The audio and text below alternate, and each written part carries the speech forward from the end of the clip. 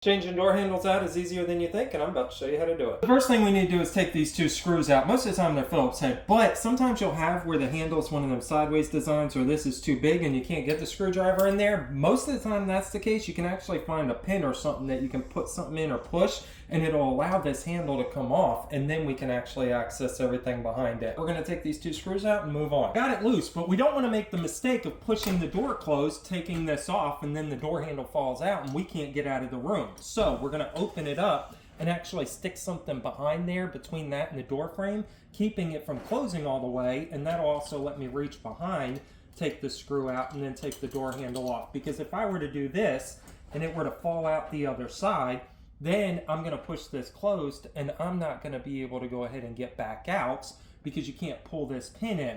So you wanna make sure that you don't close yourself in the room and not have access to the handle. All right, so now we gotta take these two screws off on the side of the door and pull this piece out. So you got your new hardware. We have a handle, a box usually comes with it with all the extra stuff. We have a striker plate, we have the screws for everything. We have a new inner piece, and because this one's a keyed block, there's the keys. Now we're gonna put this back in the side, but we wanna make sure when we do that we put it in correctly. The door closes this way, so that taper has to be that way, so it locks in there, and then this flat part is actually keeping it from opening back up. If you do it backwards, it's either gonna hit or it will close, but then it's gonna keep opening itself back up. You gotta take it back apart. So these are screws that come with the side piece, and most of the time they work just fine, but sometimes you have different screw sizes or whatever that have already been in your door. The door's wood and it's a little bit older, so some of that wood's coming back out, or it's stripped, or something else might be the case. So it's okay to go get bigger wood screws, maybe a little longer, maybe a little bigger in diameter. You don't want them to go too far that they go into the handle or they split your door or anything like that,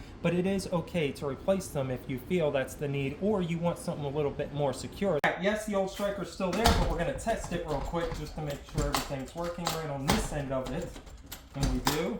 Let's lock it, make sure that it doesn't turn, come back open.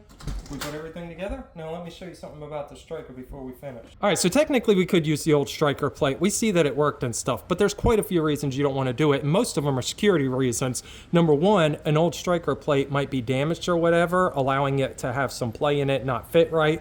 Number two, the fact that these are made for the locks that you get, especially deadbolts where they might be different shapes, like one might be an oval, another one might be square or rectangle.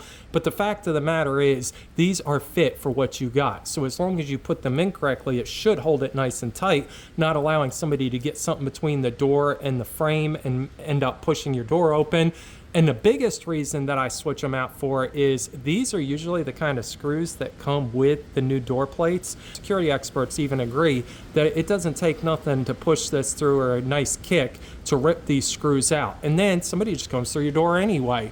So especially if you don't have a deadbolt, that's gonna be a security issue. So what I do is I put nice long wood screws to go through the 1x door frame, but also into the 2x4 itself. So it bites nice and tight, and then that's not gonna get kicked out. Now, if you enjoyed this video, I got more things I'm gonna teach you right here. So watch that video. See you next time.